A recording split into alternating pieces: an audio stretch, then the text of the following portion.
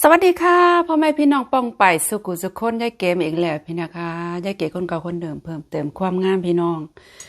จ้านี่มื้อนี้กำลังสิไปเฮ็ดงานพี่น้องมากินข้าวน้ำกันจ้านะคะ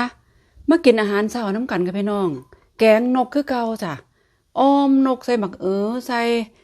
ส่ฟักทองใส่มอคโคลี่ใส่ถั่ว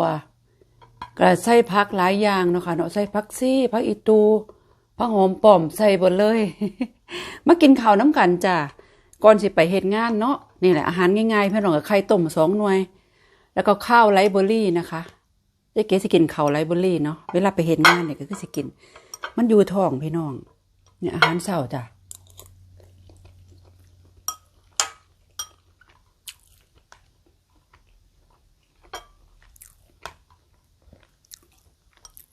กินข้าวอยู่บ้านมื้อนี้ปกติกินข้าวอยู่ที่ทำงานก็เลยแบบทำกินอยู่บ้านก็ไปสวยได้พี่น้อง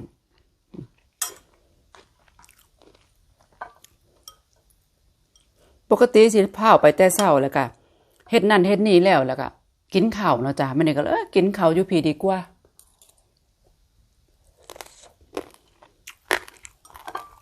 กังนกพี่น้องแซ่บๆ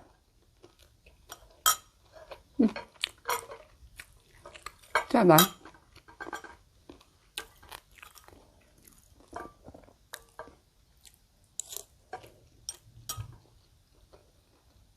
บรรยากาศฝนตกใส่ช้อนกลางแล้วยังมาสดอยู่เนาะโอ้กินเองดอกวะ ลืมพี่น้องกินแบบพอดีบ่เป็นได้ค่อย ใส่หมักถั่วฝักยาวพร้อมจ้ะเห็นบ่แซ่บพี่น้องจ้าแกงนกอ่ะเป็นยังคือแกงนกดูเถอะบัดตินก10 ตัวก็จะแกงกินให้มันเบิดก็จะได้ซื้อใหม่นะพี่น้องซื้อแนวใหม่จังซั่นนะ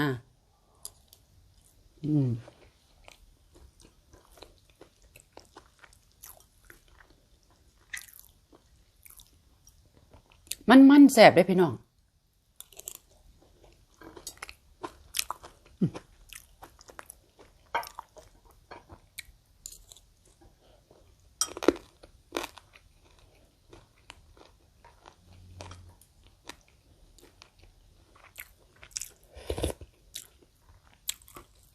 แกงใส่ฟักทองพร้อมโอ้มันคักจ้ะ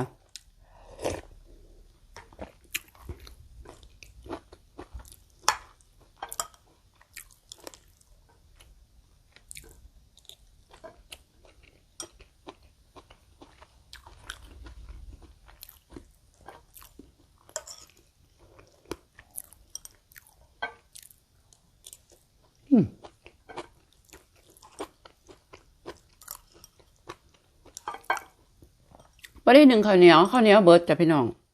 บ่ได้ไปซื้อข้าวเหนียวตั้งแต่มาจากบ้านภาคเหนือบ่ทันได้ซื้อข้าวเหนียวเลยจ้ะก็กินแต่ข้าวเจ้าแล้วก็กินขนมจีนเนาะขนมจีนลวกข้าวปุ้นลวกจ้ะ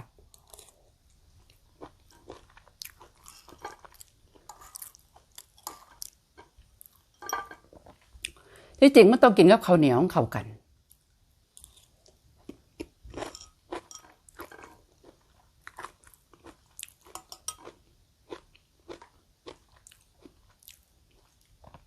กินเพื่ออยู่พี่น้องจ้ะ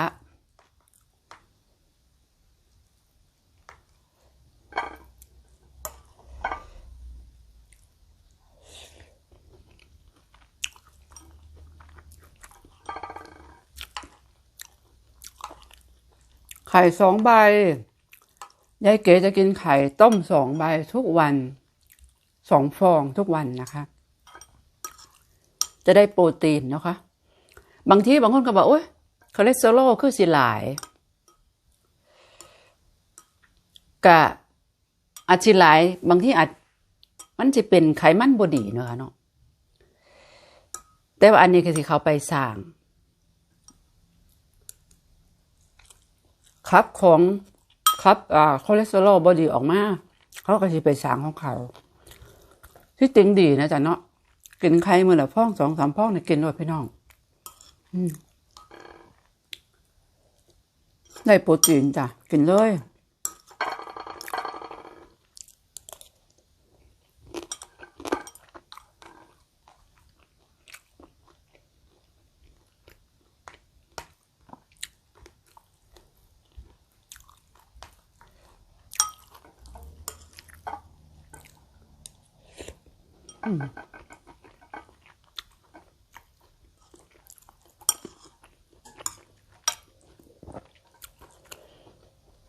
ข้าวกล้องเนี่ยข้าวไรซ์เบอร์รี่บ่ผสมนะจ๊ะวินี่เขาจะขายถุงนิดหน่อยเนาะ7-8 ดอน9 ดอน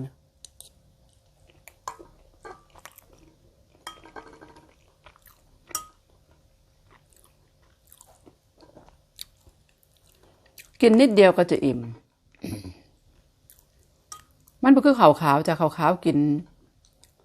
กะสิตักรอบหนึ่งบางที่กะสิ2 รอบนะพี่น้องแต่ว่าอันนี้กินอิ่มไว้จ้ะพี่น้องจ้ะยามมื้อเช้าอาหารยายเก๋นะถึงยายเก๋จะกินข้าวนะจะกินกล้วยใบหนึ่งนะคะกล้วยลูกหนึ่งไข่3 ใบแล้วก็ข้าวซ้ำนี่อาหารเขากินอย่างนี้พี่น้องแต่ว่านมวิตามินกับเบิร์ดปกติกินนมวิตามินน้ำของเมืองไทยเด้รุ่นนี้เขากินไม่ได้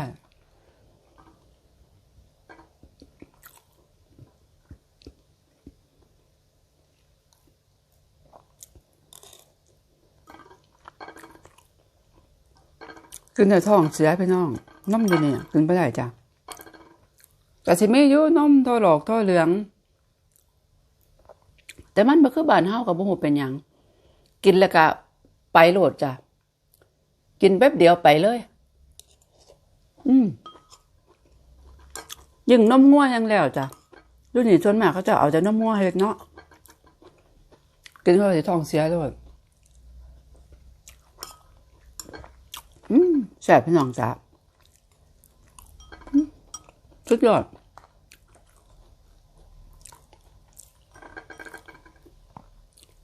ต้มหมักอันฟักทองไปเปื่อยมันออกมาในน้ำเหลืองอ้อยๆพี่น้อง กินเมื่อวันเนี่ยจะเอาไปกินที่ทำงานต่อได้เนี่ย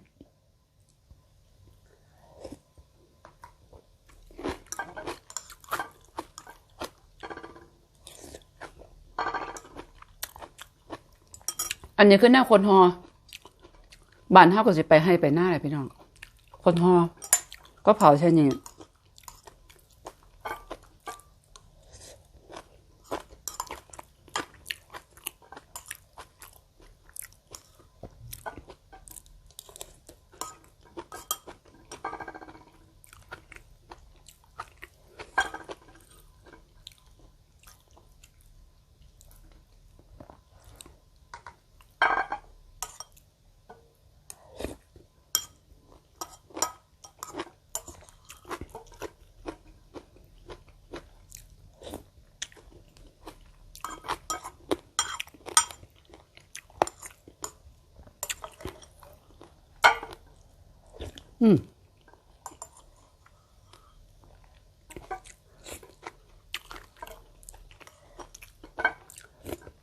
บ่แล้ว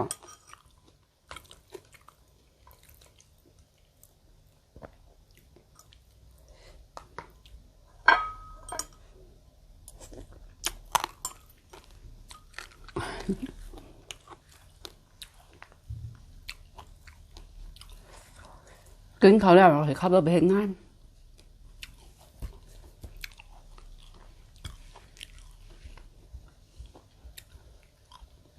กินง่ายๆอยู่ง่ายจ้ะพี่น้องกินอยู่ง่ายกินง่ายอยู่ง่ายตามสไตล์ยายเก๋เนาะค่ะเนาะกินตามมีตามเกิดพี่น้องเด้อบ่ได้ร่ำได้รวยเนาะบ่ได้กินดีคือหมู่ดอกผู้ใดมีเงินมีทองเพิ่นอยู่สบายมันก็ซื้อของกินหลายๆสินะแต่ยายเก๋ก็ไปกินอยู่ข้างนอกอะแต่เมื่อเฮ็ดงานก็ให้กับเขาไปกินเด้แม่นจ้ะมื้อนี้ก็มาทักทายพี่น้องตอนเช้าพร้อมปากหอมคอนะคะเนาะกินอาหารเช้าก่อนไปเฮ็ดงานเนาะก็สำหรับคลิปนี้แค่นี้ก่อนพี่น้องอยู่ดีมีแห้งสู้กูสุกคนเจอกันคลิปหน้ากันพ่อกันคลิปหน้าค่ะสวัสดีค่ะ